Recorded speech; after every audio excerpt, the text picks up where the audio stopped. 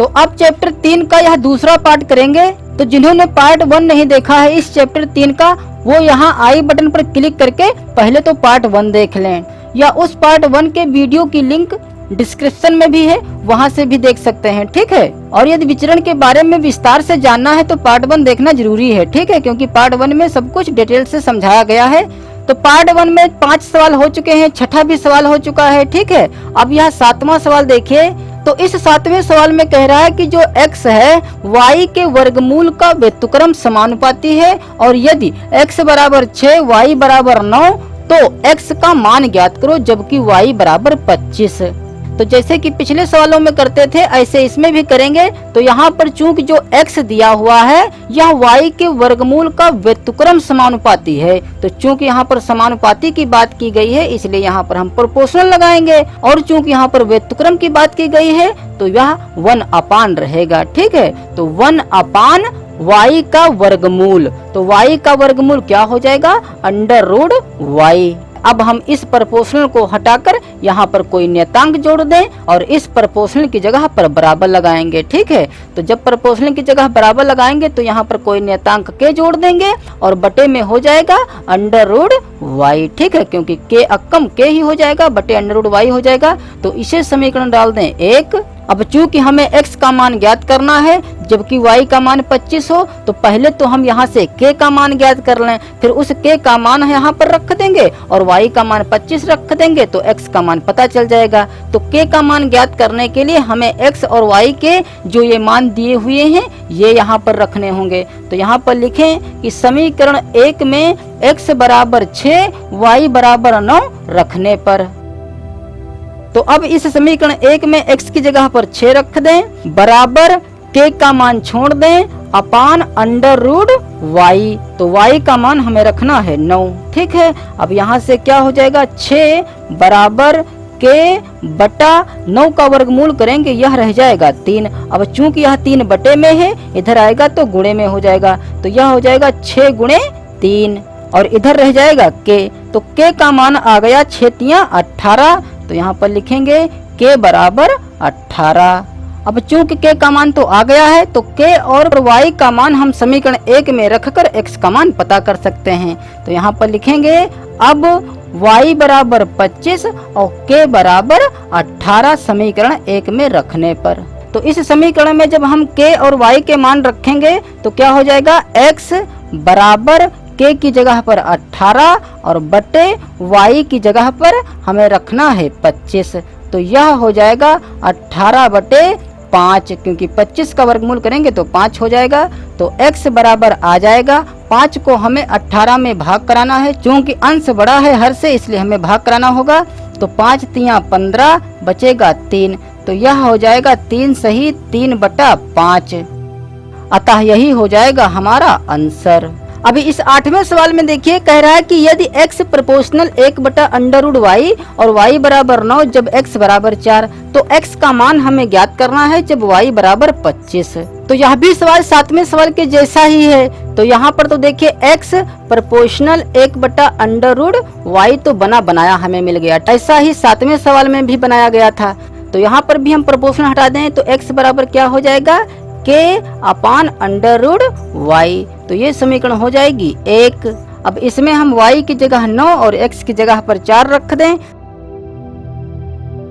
अब इस समीकरण में जब हम x की जगह पर 4 और बराबर k अपान y की जगह पर हमें 9 रखना है, तो यह हो जाएगा √9। तो इधर है 4 बराबर k अपान 9 का वर्गमूल करेंगे तो यह हो जाएगा 3। अब 3 को इधर ले आए तो क्या हो जाएगा, k बराबर 4 तियां 12। अब इस k और y बराबर 25 का मान हम समीकरण 1 में रखकर x का मान ज्ञात कर सकते हैं, ठीक है।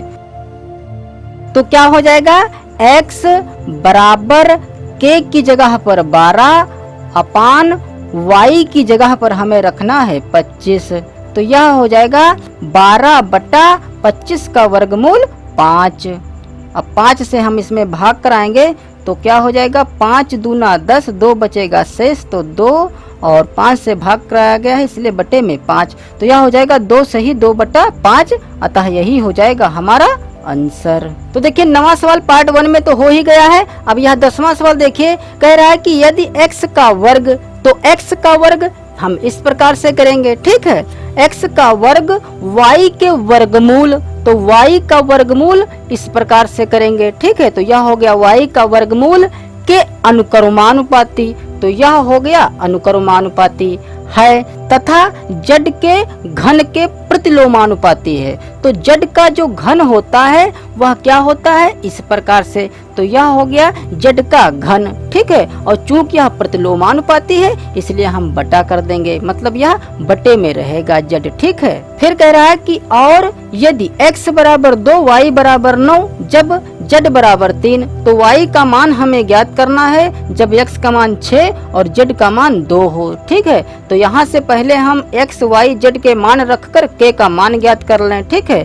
तो पहले तो हमें इस प्रोपोर्शनल को हटाना होगा, तो प्रोपोर्शनल हटाएंगे तो बराबर लगाएंगे और यहाँ कोई नियतांक k जोड़ देंगे, तो यह हो जाएगा k अंडर रूट y अपान z क्यूब। तो अब हम x y और z के मान इसमें रख दें, तो x की जगह पर हमें रखना है 2, तो यह हो जाएगा 2 का स्क्वायर, फिर बराबर k अंडर रूट y की जगह पर हमें रखना है 9 और बटे z क्यूब, और z यहाँ पर है 3, तो 3 का क्यूब। अब इसे हल करके k का मान ज्ञात कर लें, तो यह हो जाएगा 2 दूनी 4, और चूंकि यह 3 की घात जो 3 है यह बटे में है, इधर आएगा तो गुणे में हो जाएगा। तो 3 की घात 3 है, मतलब यह 27 है, क्योंकि 3 को 3 बार गुणा कराएंगे 27 हो जाएगा, तो 27 है बटे में, इधर आएगा तो गुणे में हो जाएगा। फिर बराबर इधर बचेगा क्या, k इंटू अंडर रूट 9, तो अंडर रूट 9 का मान होता है 3, तो यह हो जाएगा 3k। अब चूंकि हमें k चाहिए तो k को इधर ही रखें और इस 3 को उठाकर इधर ले आएं, तो इधर है 4 गुणा 27 पहले से, 3 हो जाएगा बटे में क्योंकि गुणे में है इधर, तो 3 अक्कम 3, 3 9 27, तो k बराबर हो जाएगा 9 चौक 36।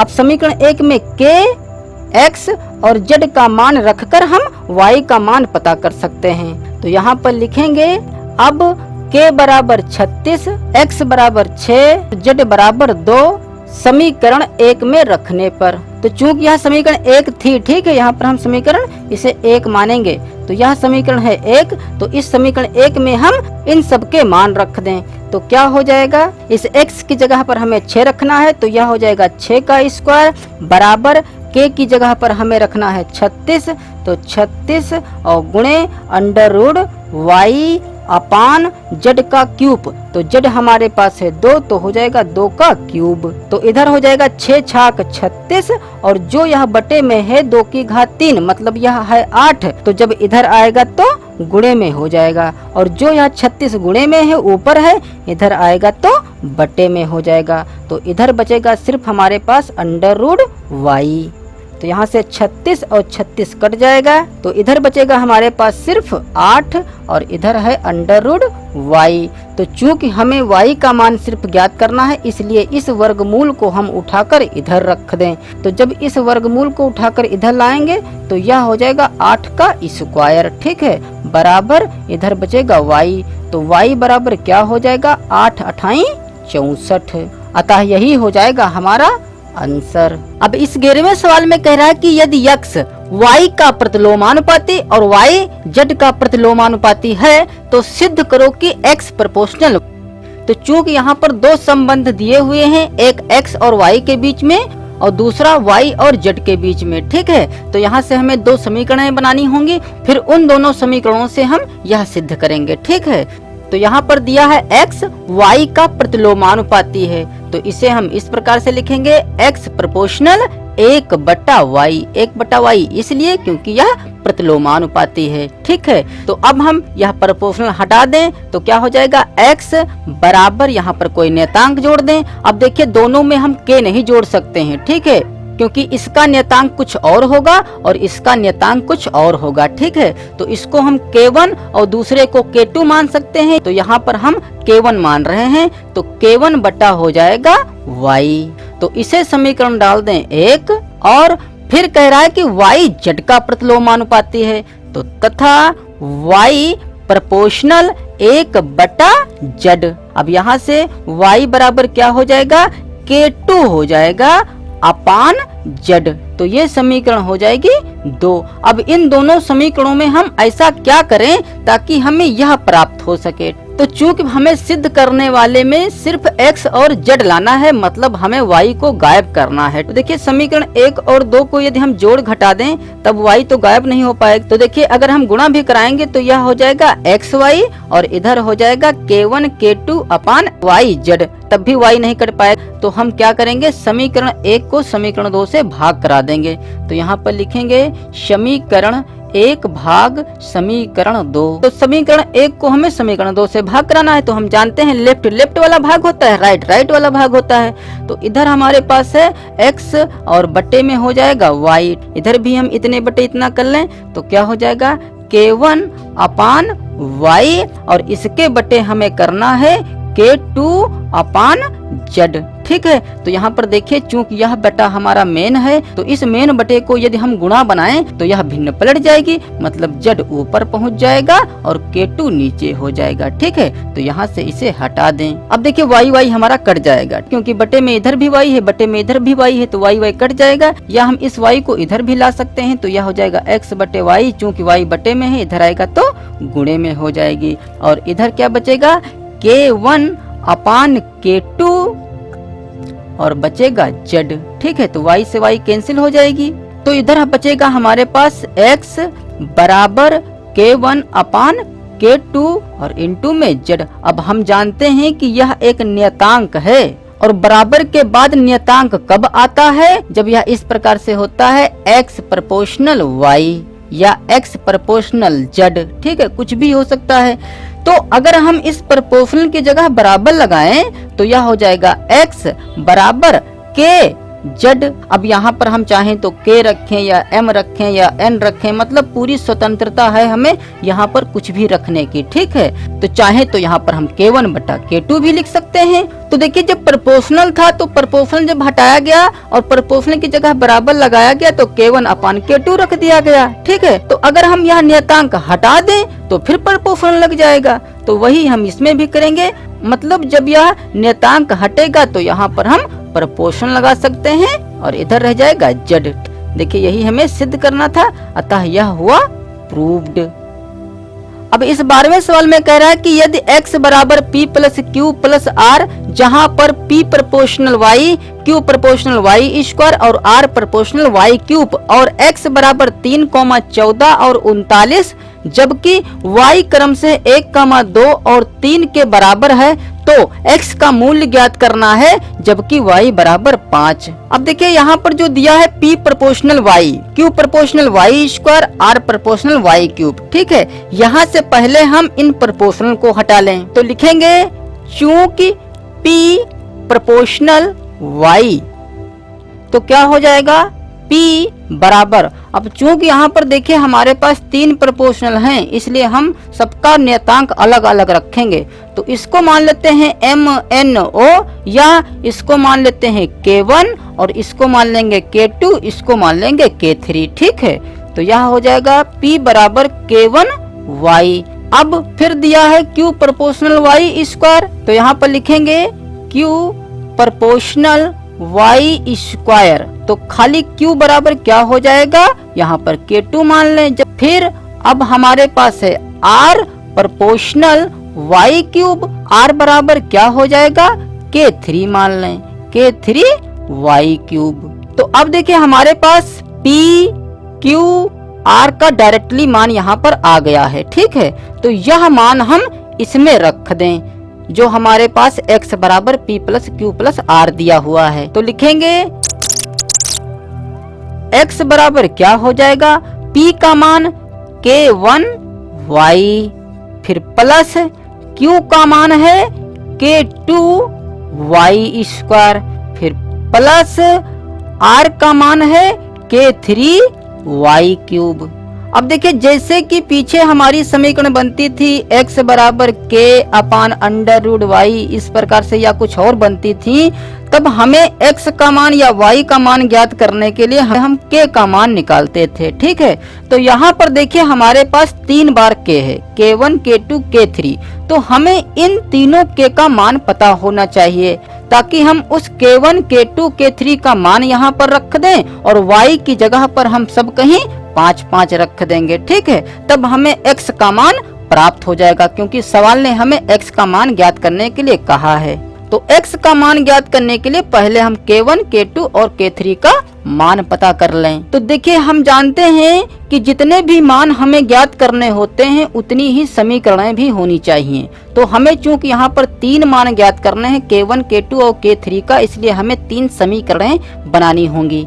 तो यहाँ पर देखिए कह रहा है कि x बराबर 3, 14 और 39 हो जाता है जब y क्रम से 1, 2 और 3 के बराबर है। मतलब जब x का मान 3 रखेंगे तो y का मान 1 रखेंगे, x का मान 14 रखेंगे तो y की जगह 2 रखेंगे और जब x की जगह 39 रखेंगे तो y की जगह पर 3 रखेंगे। ठीक है, तो हमारे पास 3 समीकरणें प्राप्त हो जाएंगी।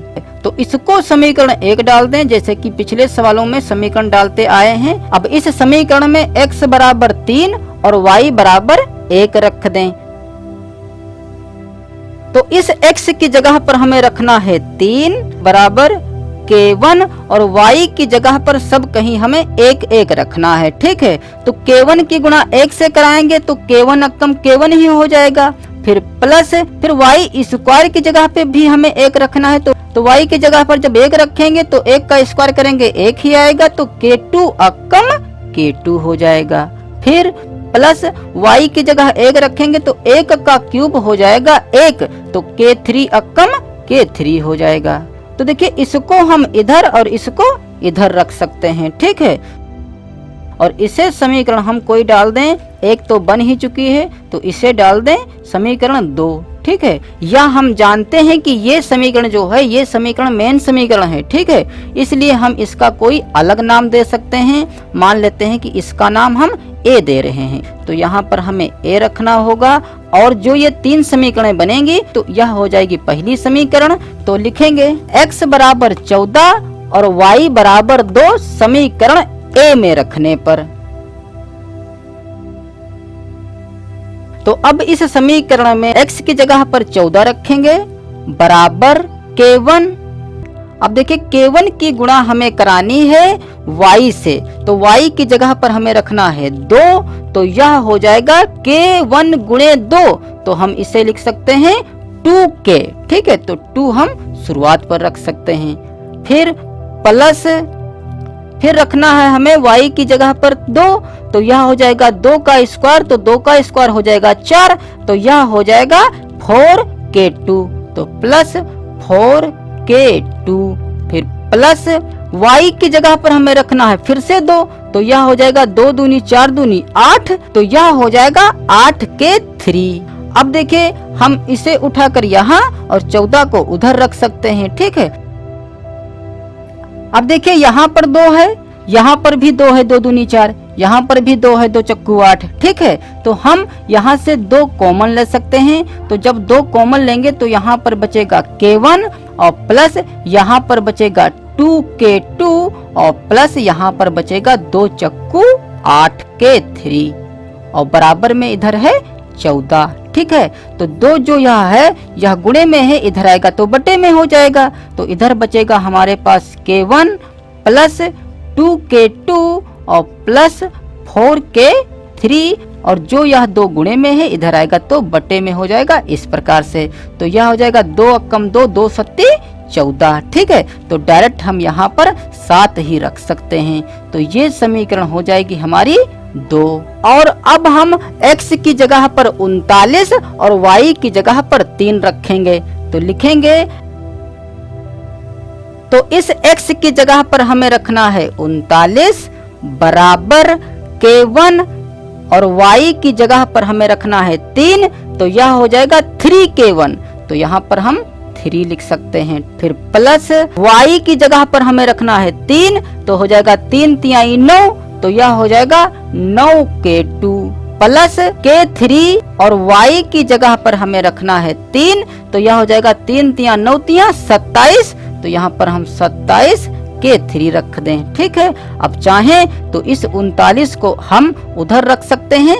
अब देखिए इस समीकरण में भी 3 इसमें भी है, 3 इसमें भी है, 3 इसमें भी है, तो हम 3 कॉमन ले सकते हैं। तो जब हम 3 कॉमन लेंगे तो यहाँ पर बचेगा k1 और प्लस यहाँ बचेगा 3 तिहाई 9 k2, और यहाँ से जब 3 निकालेंगे तो 3 9 27 k3 हो जाएगा, और बराबर में उधर है 39। अब इस 3 को भी हम उधर भेज दें, 39/3 हो जाएगा, तो यह रह जाएगा सिर्फ 13। ठीक है, क्योंकि 13 तिया 39, तो यहाँ पर बचेगा k1 plus 3k2 plus 9k3 बराबर यहाँ पर 13 लिख सकते हैं। तो ये समीकरण हो जाएगी हमारी 3।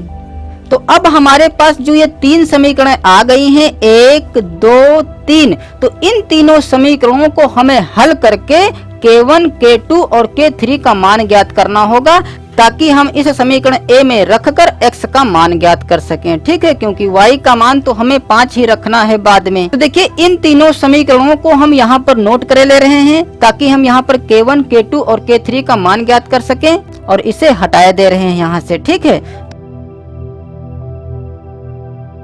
यहाँ पर जो जो समीकरण हमारे पास थी वो यहाँ पर हमने सारी नोट कर ली हैं। अब यहाँ पर हम इन तीनों समीकरणों को हल करेंगे।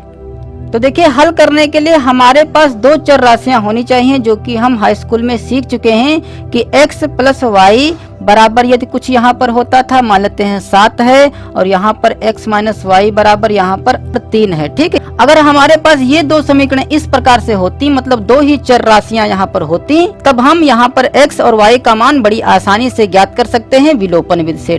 तो चूंकि यहाँ पर देखिए 3 हमारे पास चर राशियां हैं, तो पहले तो हम 2 चर राशियां बनाने की कोशिश करेंगे। ठीक है, तो पहली और दूसरी समीकरण में यहाँ पर देखिए जो k1 है वह पहली समीकरण में भी है, दूसरी समीकरण में भी है। ठीक है, तो हम समीकरण 1 में से समीकरण 2 घटाकर हम k1 और k1 काट लें, तो इसमें भी k2 k3 रह जाएगा, इसमें भी k2 k3 रह जाएगा, मतलब यह इस रूप का हो जाएगा। तो हम k2 और k3 का मान ज्ञात कर सकते हैं। तो यहाँ पर लिखेंगे कि समीकरण 1 में से समीकरण 2 घटाने पर, तो घटाने के लिए हम इन दोनों समीकरणों को ऊपर नीचे लिखेंगे,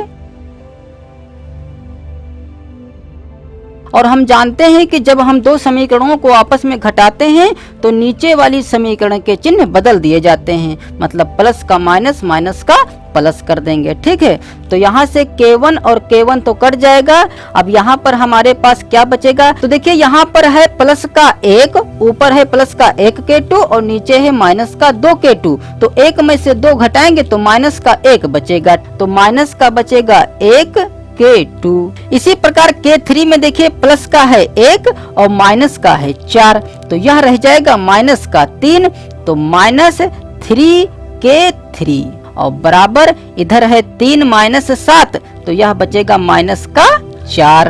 अब चाहे तो इसे हम थोड़ा और हल कर सकते हैं, क्योंकि यह भी माइनस का है, यह भी माइनस का है, यह भी माइनस का है, तो हम माइनस यहाँ से जब कॉमन लेंगे इस प्रकार से, तो यहाँ पर बचेगा प्लस का k2 और प्लस का बचेगा 3k3, और बराबर इधर माइनस का 4 तो ऑलरेडी है, तो दोनों तरफ माइनस माइनस है तो माइनस माइनस कट जाएगा। यहाँ पर हमारे पास बचेगा k2 प्लस 3k3 बराबर 4।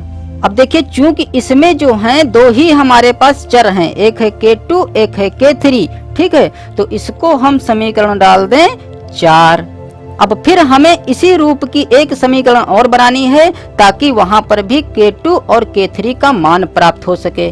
तो उसे प्राप्त करने के लिए तो समीकरण 2 में से समीकरण 3 घटा दें, या समीकरण 3 में से समीकरण 2 घटा दें, तो समीकरण 3 में से समीकरण 2 घटा दें, ताकि यहाँ पर माइनस ना आ सके। ठीक है, तो हम यहाँ पर लिखेंगे समीकरण 3 में से समीकरण 2 घटाने पर।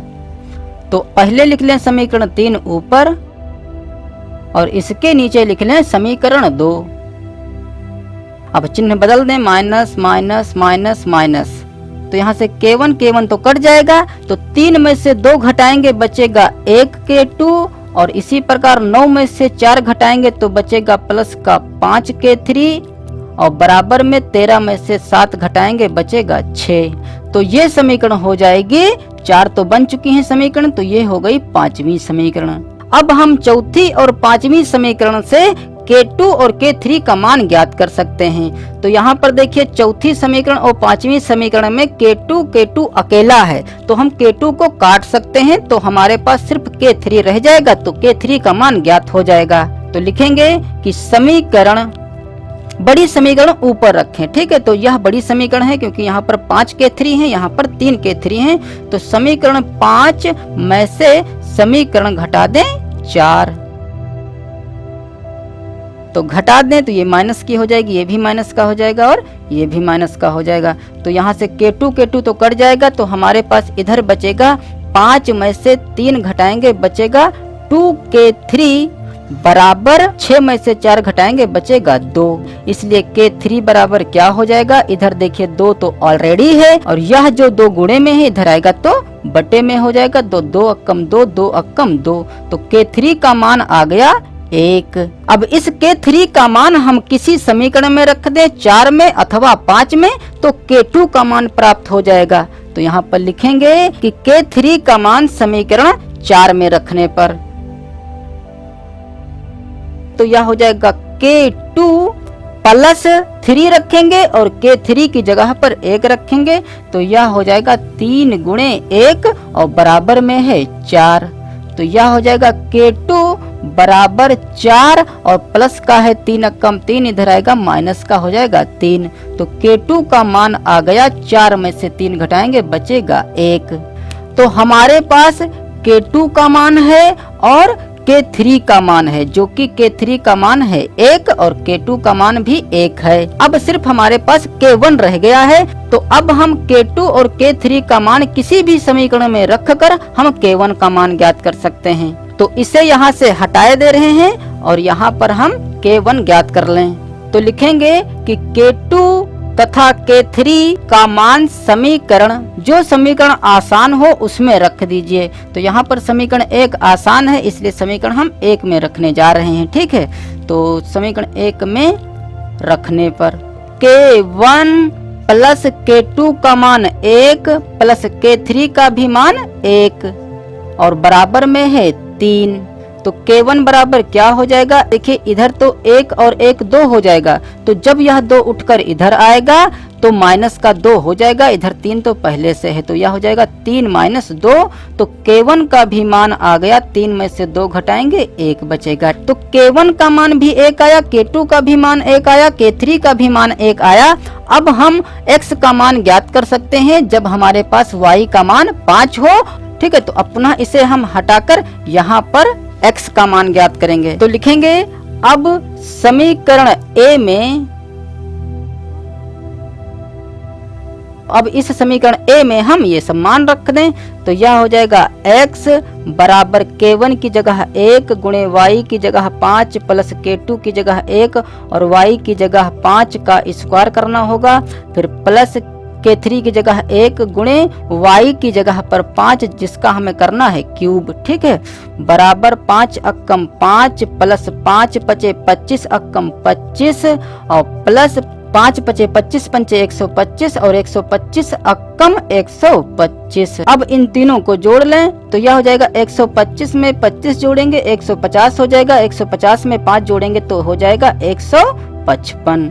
अतः यही हो जाएगा x का मान, अतः हम कह सकते हैं कि यही है हमारा आंसर। अब इस 13वें सवाल में कह रहा है कि यदि x क्यूब के अनुसार y विचलित हो और जब y बराबर 2c x बराबर c, तो x और y के बीच हमें संबंध स्थापित करना है और x का और y का मान भी ज्ञात करना है जब x का मान 2c हो। तो यहाँ पर दिया है कि जो x क्यूब है वह y के साथ विचलित है। हम पार्ट 1 में सीख चुके हैं कि विचलित को भी हम प्रोपोर्शनल का ही संकेत देंगे, तो x क्यूब प्रोपोर्शनल y। अब यहाँ से x क्यूब बराबर क्या हो जाएगा, ky, तो ये समीकरण हो जाएगी 1। अब हम इस समीकरण 1 में y बराबर 2c x बराबर c रख दें ताकि k का मान ज्ञात कर सकें। तो क्या हो जाएगा, x की जगह पर हमें रखना है c, तो यह हो जाएगा c क्यूब बराबर k और y की जगह रखना है 2c, तो गुणे 2c, तो यहाँ से k बराबर क्या हो जाएगा, k को इधर ही रखें और 2c उठकर इधर आएगा तो यह बटे में हो जाएगा। तो ऊपर 3c है, नीचे 1c है, तो इस 1c से ऊपर का 1c कट जाएगा तो ऊपर सिर्फ 2 ही c बचेंगे। तो k बराबर हो जाएगा, ऊपर बचे हैं 2c c स्क्वायर और बटे में है 2। ठीक है, तो k का मान तो आ गया। अब हम इस k का मान समीकरण 1 में रख दें और x बराबर 2c भी इसमें रख दें।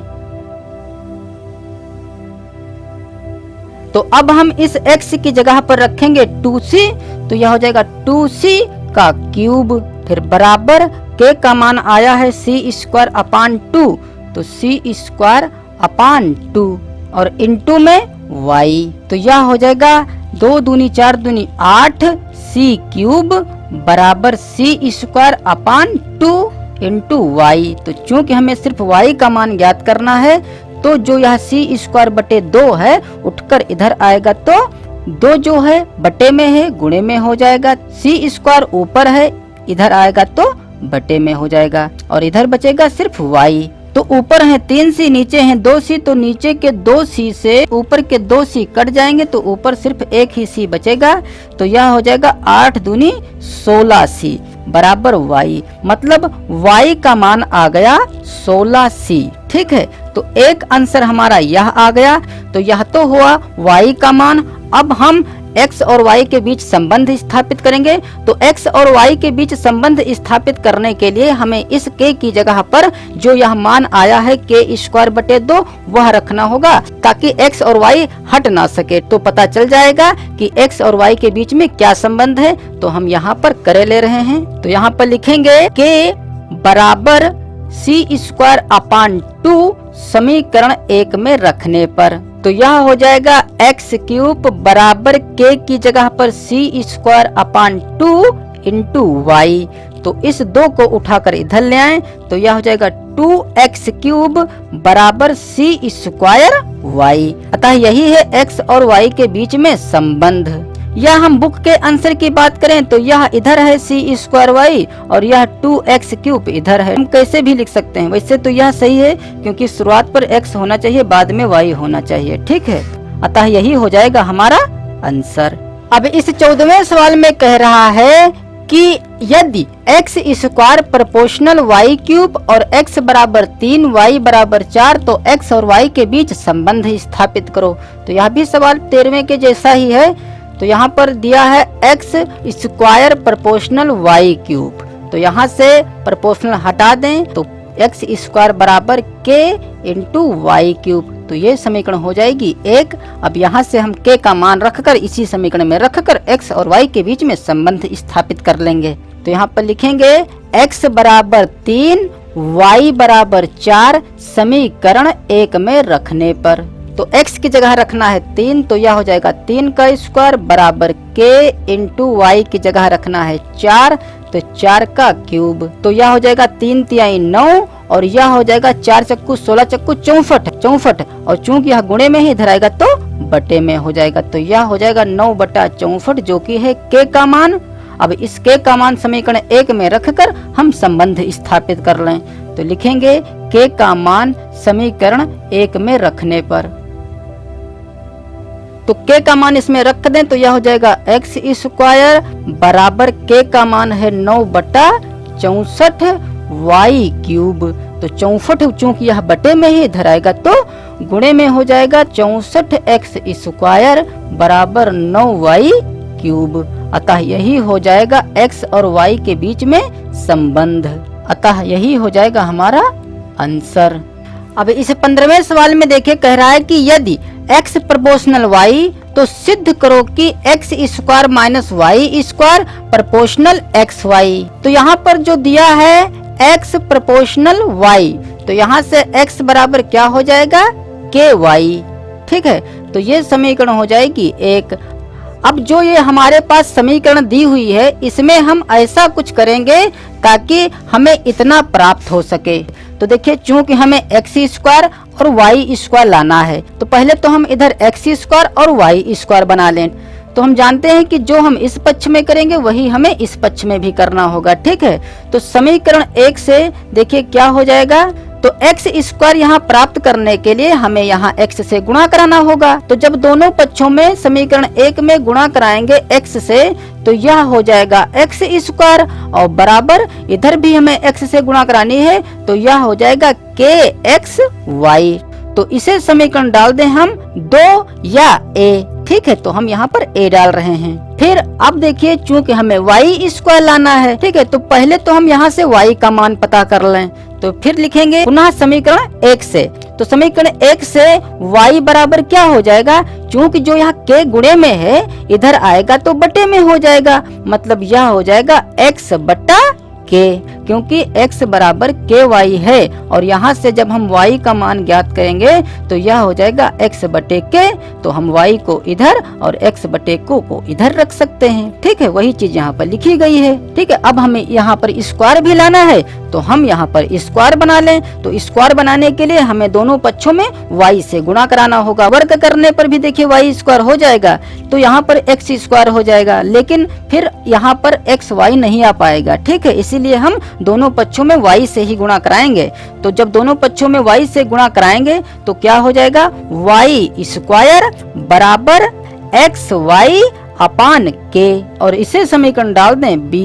अब समीकरण 1 और b में हम क्या करें ताकि इतना प्राप्त हो सके, घटा दें। देखिए अगर समीकरण a में से समीकरण b घटा दें तो देखिए x square minus y square आ जाएगा, जो कि हमें लाना है। तो यहाँ पर लिखेंगे कि समीकरण a में से समीकरण b घटाने पर। ठीक है, यहाँ पर जो ए बी समीकरण लिखी है यहाँ पर हम 1 2 भी लिख सकते हैं। इस चीज से तो हम स्वतंत्र हैं, कुछ भी यहाँ पर लिख सकते हैं। तो समीकरण 1 में से समीकरण जब बी घटाएंगे तो लेफ्ट वाला घटा लें, राइट वाला घटा लें। तो लेफ्ट में इधर हो जाएगा x square minus y square और बराबर राइट साइड में देखिए इधर है के एक्स वाई में से हमें घटाना है एक्स वाई अपान के। ठीक है, तो अब देखिए राइट हैंड साइड में दोनों पदों में एक्स वाई है, तो हम यहाँ से एक्स वाई कॉमन ले सकते हैं। तो जब एक्स वाई कॉमन लेंगे तो यह हो जाएगा के और माइनस यहाँ पर बचेगा, ऊपर तो 1 बचेगा और नीचे बचेगा के, जो कि बराबर है x square minus y square के।